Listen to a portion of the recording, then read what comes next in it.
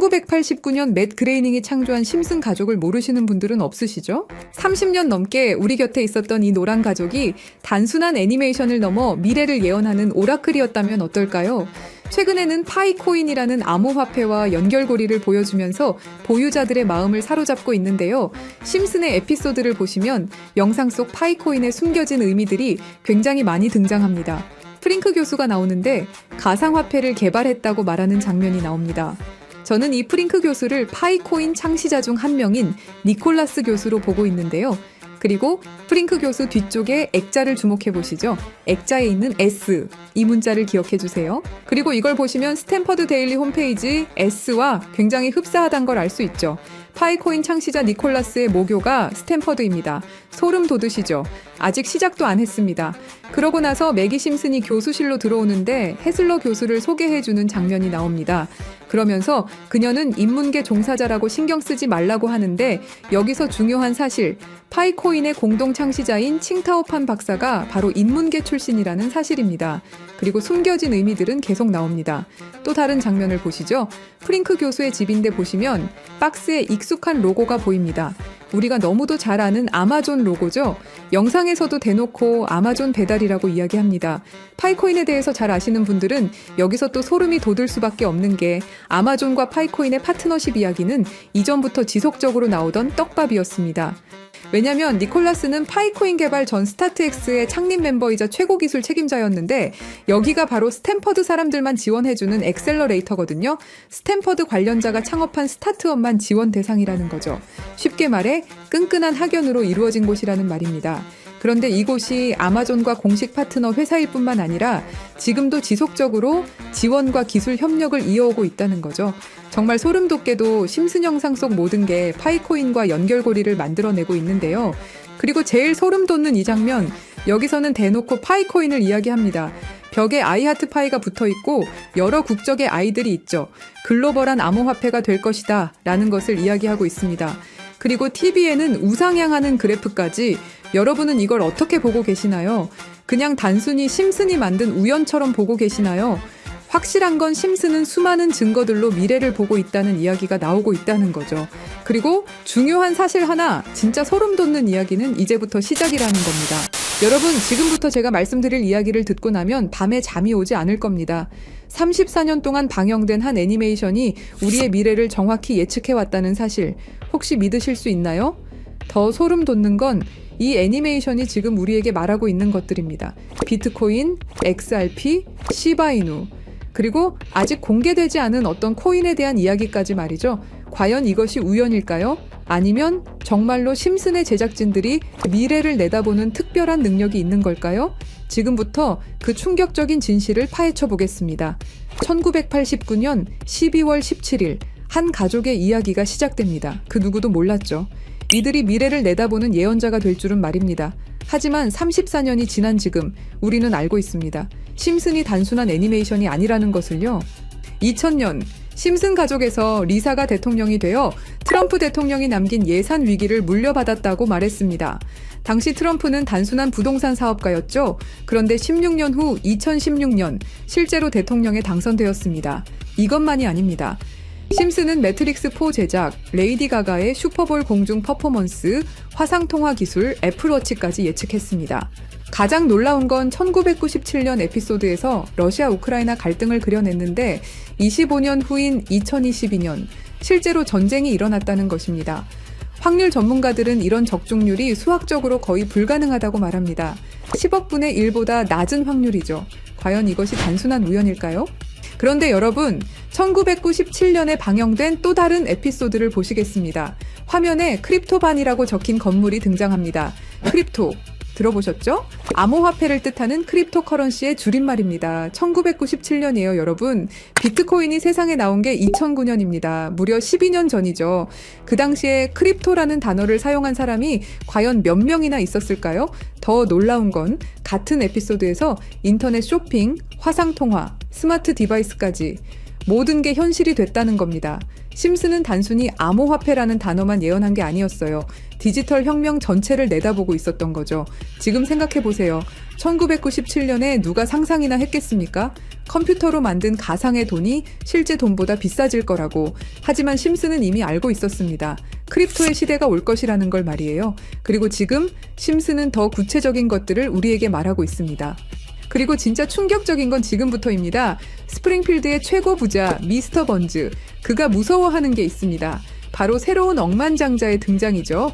해당 에피소드를 자세히 보면 이 새로운 억만장자가 만든 건 새로운 형태의 화폐 시스템입니다. 기존의 은행 시스템을 완전히 뒤바꿀 수 있는 혁신적인 기술이라고 묘사되어 있어요. 더 구체적으로 들여다보면 이 시스템의 특징들이 나옵니다.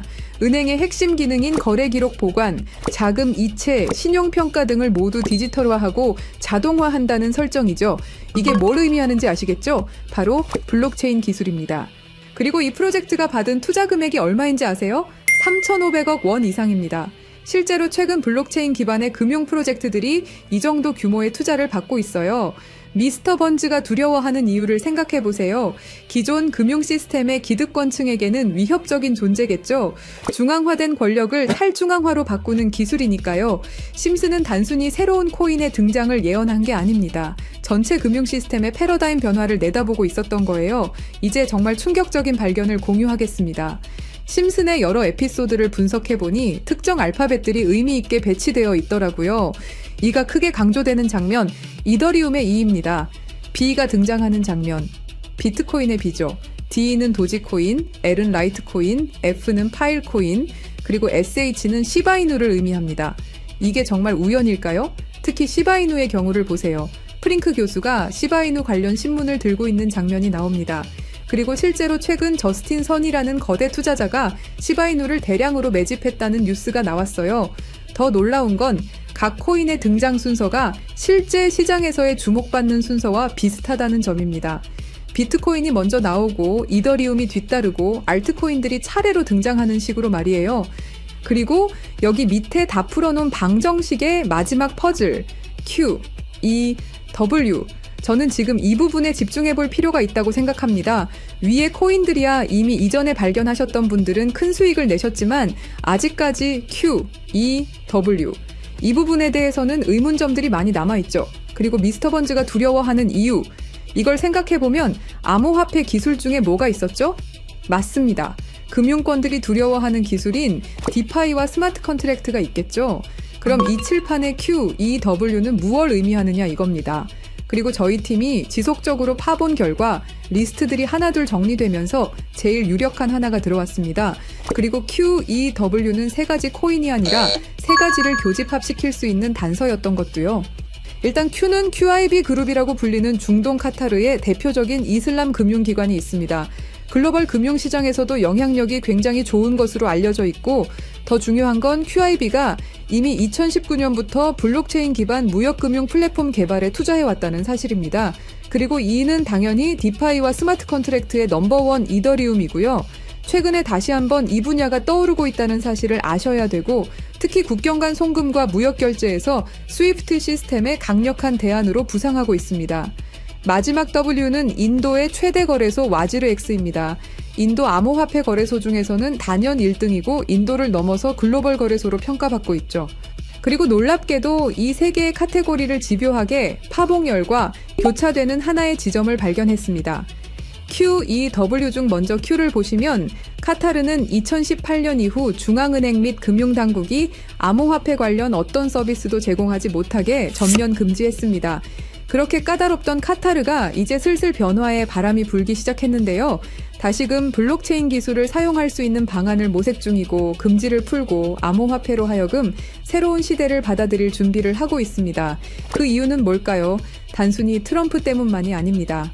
카타르는 2030 국가 비전의 핵심 전략으로 디지털 경제 허브 구축을 목표로 하고 있고 2022 월드컵 이후 글로벌 금융 중심지로 도약하려는 야심찬 계획이 있습니다. 트럼프와 카타르는 최근 행복한 동행을 시작했습니다. 2조 달러 규모의 파트너십을 약속했고 심지어 카타르는 트럼프에게 항공기까지 선물하면서 미국의 지원을 받기 위해 고개를 숙이는 모습을 보여주고 있죠. 그리고 트럼프가 암호화폐를 글로벌하게 키워가려고 하고 있기 때문에 트럼프의 마음에 들기 위해서 이렇게 노력을 하고 있는 거죠.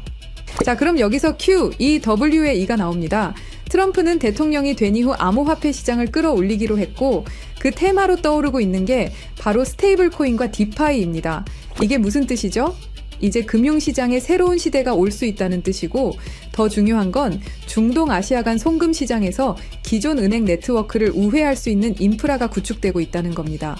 트럼프 일가가 이더리움을 싹쓸이할 정도로 이 시장에 진심인 거, 이 시장에 오래 계셨던 분들이라면 모를 리가 없죠.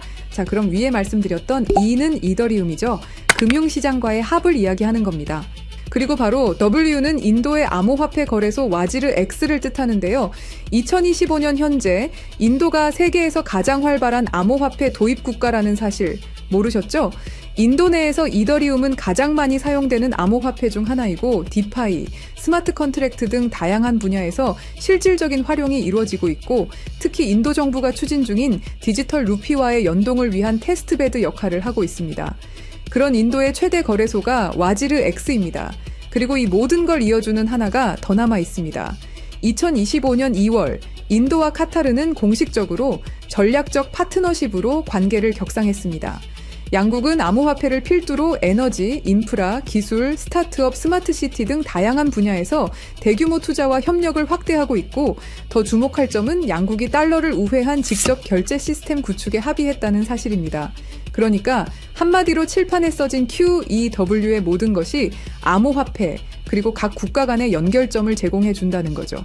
그리고 소름 돋는 부분, since 2015, when ANP went bankrupt라고 써진 부분 보이시죠? 이건 와지르 X의 해킹 피해를 정확하게 예언하고 있는데요. 작년 7월 해킹 피해로 피해액이 무려 3,200억이 넘고요. 이 사건으로 지금 와지르 X는 거의 파산 수순에 들어갔죠.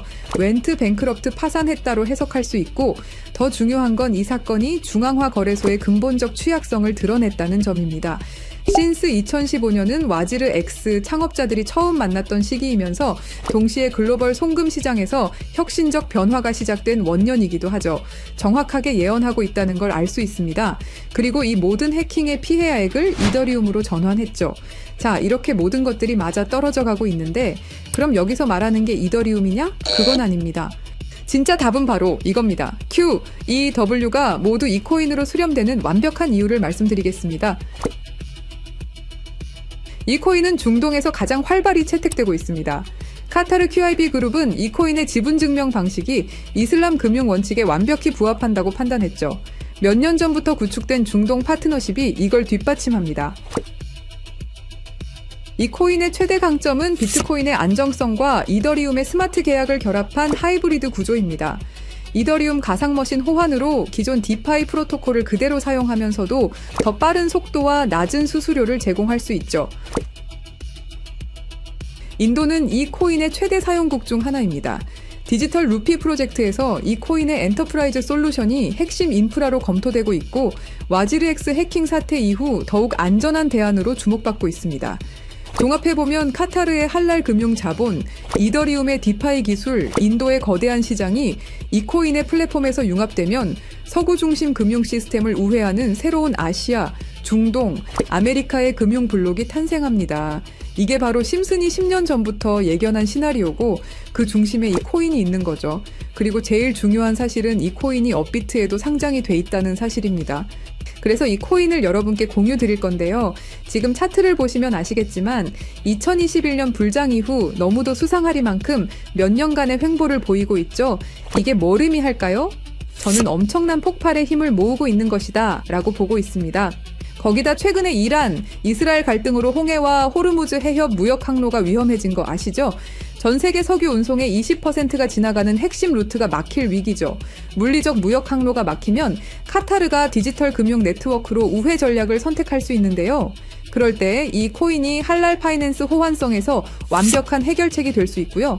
그럼 자연스럽게 카타르와 인도 거래에서 에너지 대금을 이 코인으로 결제가 가능하고요. 인도의 디지털 루피를 이 코인 기반으로 확장 가능합니다.